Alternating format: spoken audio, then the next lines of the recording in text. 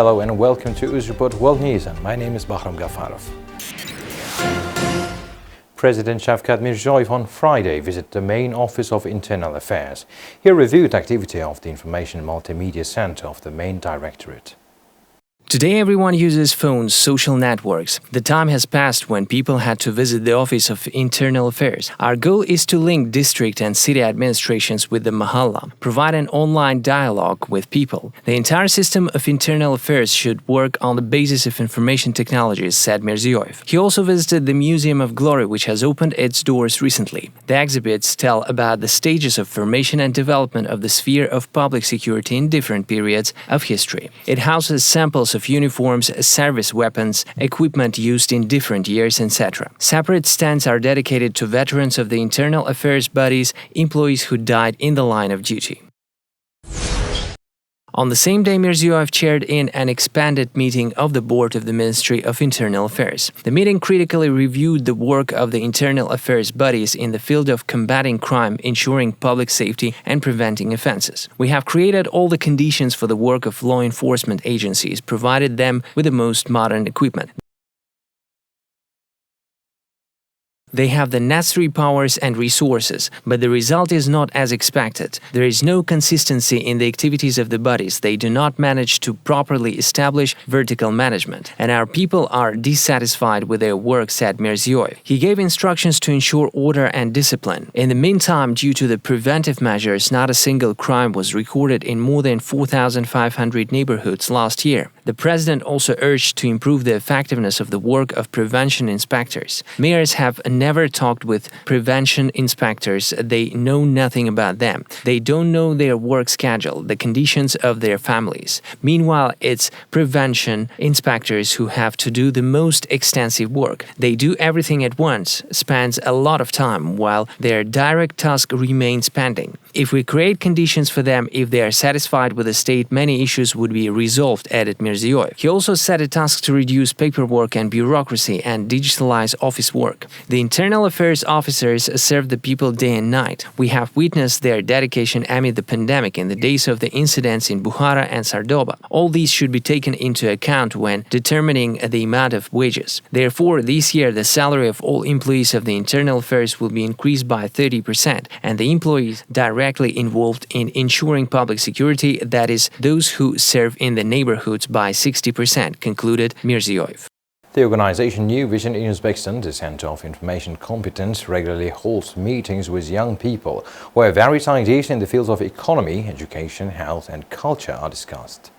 New Vision is a center that promotes the formation of information competence, activation of personal and professional growth of young people. At the recent meeting, several projects were introduced. For example, Finance Builders is a project for conducting professional classes for accountants to transform national financial reporting forms into an international format and to expand knowledge in the field of international accounting. Projects such as Social Focus, a project that covers social problems of citizens and offers specific mechanisms for their solution, were presented. Generation Z aims to increase the level of knowledge of Uzbek youth in the field of programming. Healthy Future is a project aimed at raising awareness about the healthy lifestyle of young people.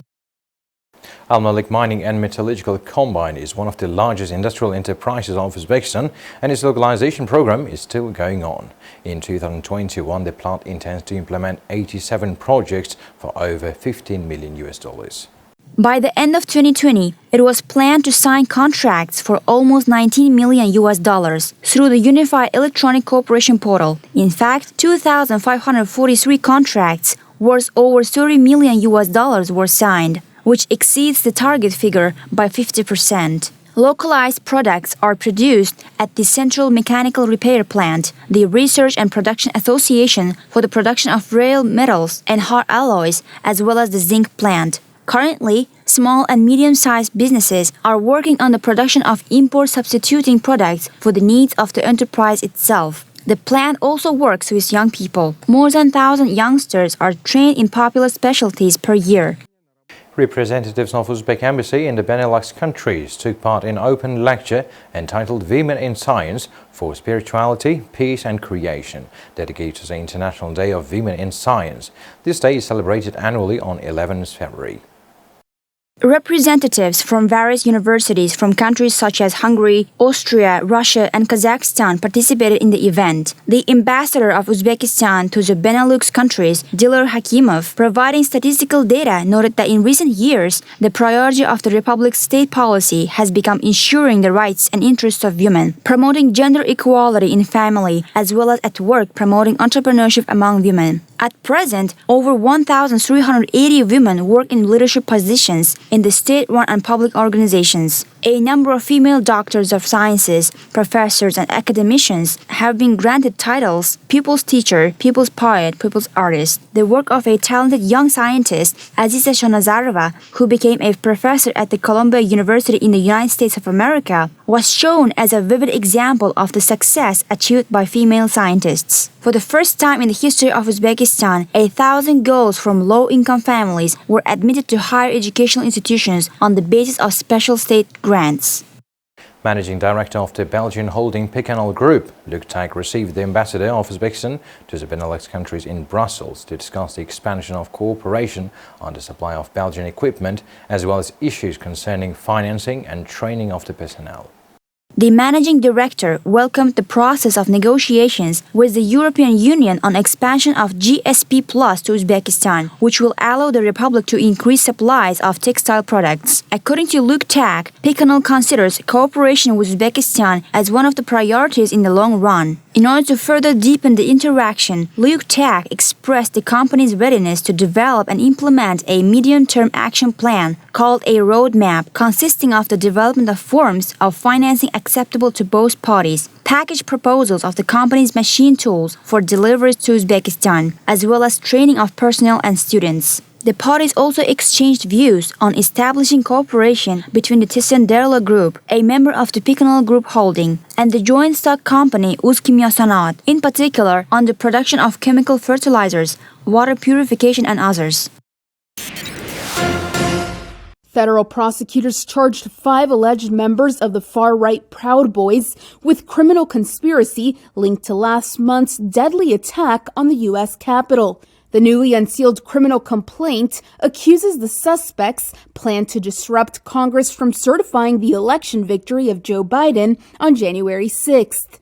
More than 200 people have been charged with federal offenses in the bloody assault on Congress, which claimed the lives of 5 people at the Capitol and led to Trump's impeachment trial this week on a charge of inciting insurrection. We're going to walk down to the Capitol after he gave a speech urging his supporters to reject the election results. We fight like hell, and if you don't fight like hell, you're not going to have a country anymore. In charging the 5 accused Proud Boys, prosecutors said the group's organizers urged members to head to Washington on the day of certification. Federal prosecutors also outlined details of a suspected plot by the anti-government Oath Keepers group to stage a quick reaction force outside Washington on January 6th, ready to, quote, fight hand-to-hand if ordered to do so by Trump. Prosecutors asked the federal judge to detain Jessica Watkins, whom they describe as the leader of an Ohio-based militia tied to the Oath Keepers, saying she actively recruited people to participate in a coup. They quote her on November 17th, telling a recruit that if Biden was president, then, quote, our republic would be over. Then it is our duty as Americans to fight, kill, and die for our rights. Thursday's detention memo for Watkins suggests that some of Trump's most fervent supporters believed he sought to signal them into action. She wrote, quote, we can have mace, tasers, or nightsticks, noting the armed team would be outside D.C. with guns, waiting on orders to enter under permission from Trump.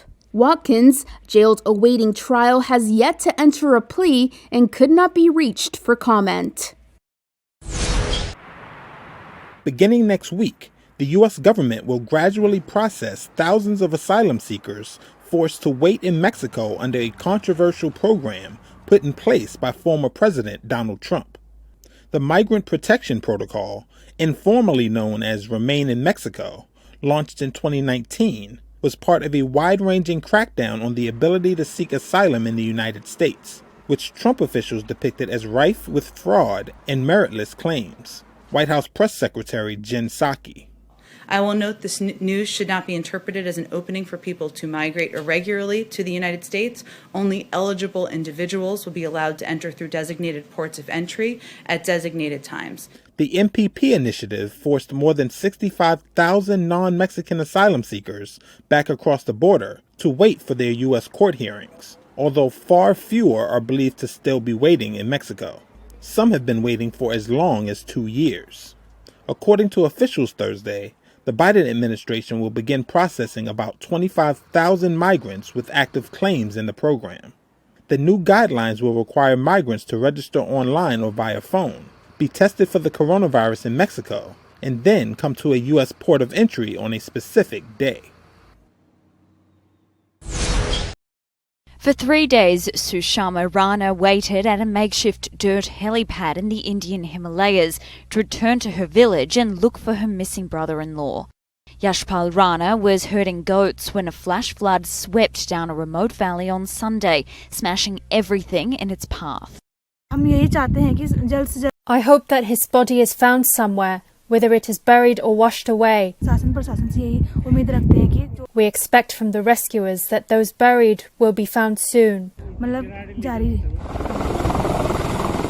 An 8-seater helicopter, more often used to carry tourists, has begun ferrying supplies to the villages, some of which are suffering from power and water cuts.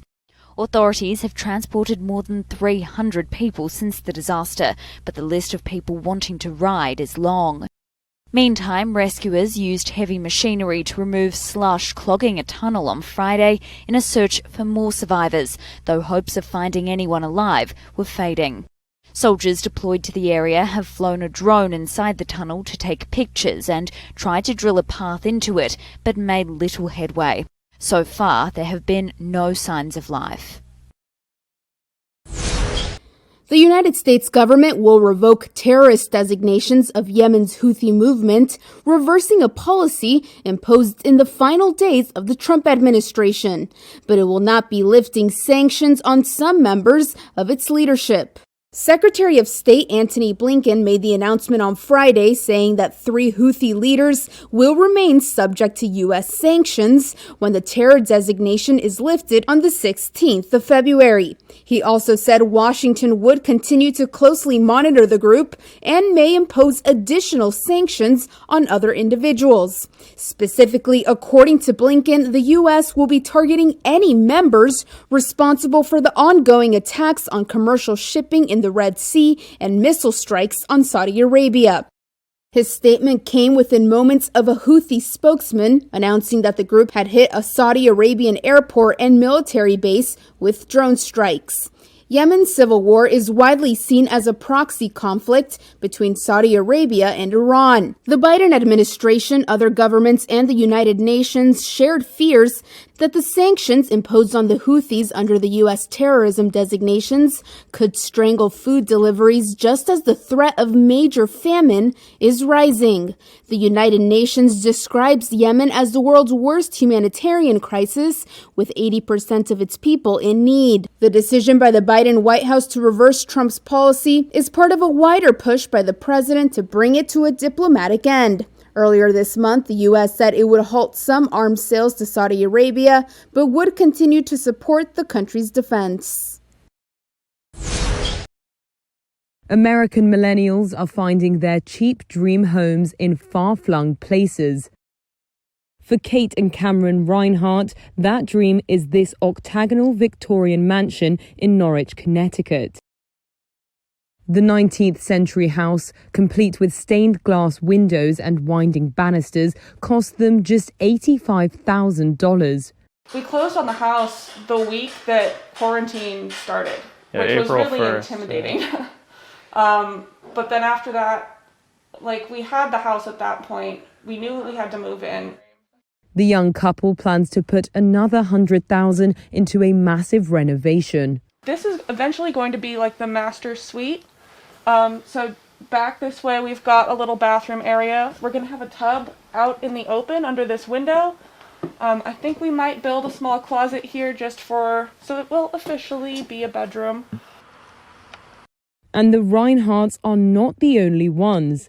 a growing number of young Americans are abandoning cities and flocking to the suburbs in search of older, more affordable homes.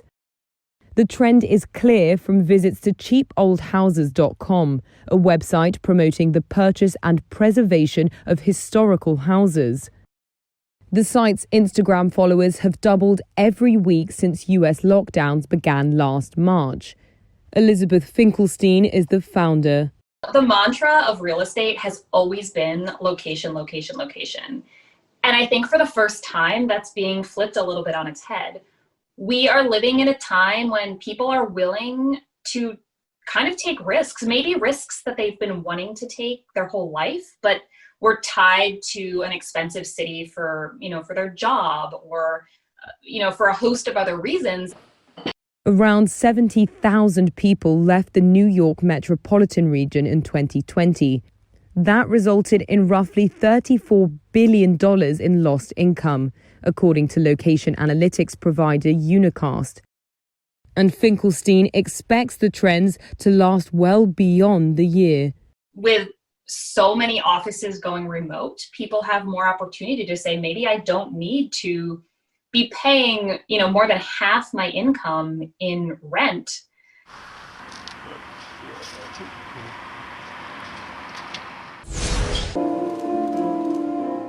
Meet Victoria Bueno. She's a rising star at her ballet academy in her hometown northeast of Sao Paulo.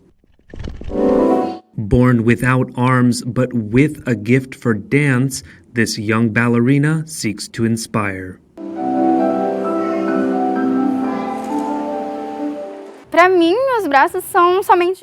For me, my arms are just a detail. I dance, I follow with my eyes as if they were there. However, there is no difficulty or need to have them. I don't feel like I need them at all.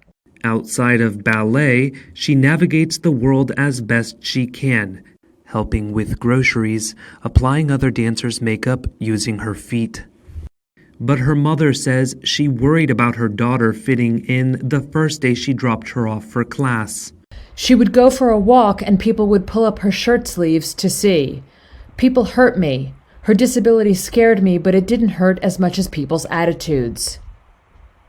With over 150,000 Instagram followers, Bueno is glad to be a role model for others too. For people with disabilities, seeing me dance helps them a lot. They see that disabilities are just a detail. We are much bigger than our disabilities, so we have to chase our dreams. Chick Corea was the single greatest improvisational musician I have ever played with. Those words from guitarist and singer John Mayer, who was among the many musicians Friday paying tribute to legendary jazz artist Chick Corea, who died the day before from cancer at age 79. Let's play a little bit. Let's play like a couple of choruses of Early Afternoon Blues, just the three of us at different tempos. See what happens. Just like nail the tempo, right? An innovative keyboardist and composer, Corea gained fame as a pioneer of jazz fusion, but was known for his ability to play anything across the jazz spectrum and beyond. He rose to prominence in the 1960s as a sideman in Miles Davis's bands, before forming the avant-garde group Circle and becoming a commercial force with the 70s fusion group Return to Forever. In an Instagram post, Mayer continued, quote, "What an immeasurable loss in so many ways. Thank you, Chick, for the invaluable scholarship of getting to know and make music with you. May you rest as peacefully as you lived."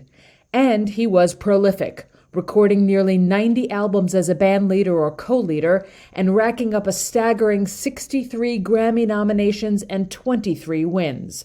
Corea, of Spanish heritage, also won 3 Latin Grammy Awards.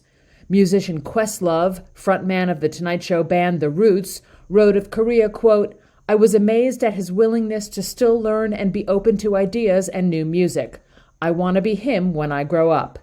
In a Facebook post announcing his death, Corea's family included a farewell from the jazz master himself, who wrote, quote, "I want to thank all of those along my journey who have helped keep the music fires burning bright. It is my hope that those who have an inkling to play, write, perform, or otherwise do so. It's not only that the world needs more artists, it's also just a lot of fun."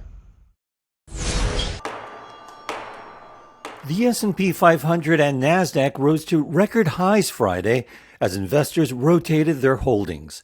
They sold big-name tech stocks and bought energy, financial, and materials stocks. Investors are betting those cyclical stocks will benefit as the economy reopens with new fiscal aid from Washington. A Reuters poll showed the U.S. economy is expected to reach pre-pandemic levels within a year, but likely to take more than a year for the jobs market to fully recover. Wealthwise Financial CEO Lorene Gilbert says this low volatility week provides an opportune time for investors to rebalance their holdings. I always tell investors this is the kind of week where you do want to go ahead and make changes in your portfolio. When we're not seeing huge movements, it is, in a sense, a better time to reallocate, to get your positioning right for the rest of the year. So take this opportunity to rebalance. The S&P and Nasdaq ended Friday 0.5% higher. The Dow finished flat. For the week, the indexes made modest gains.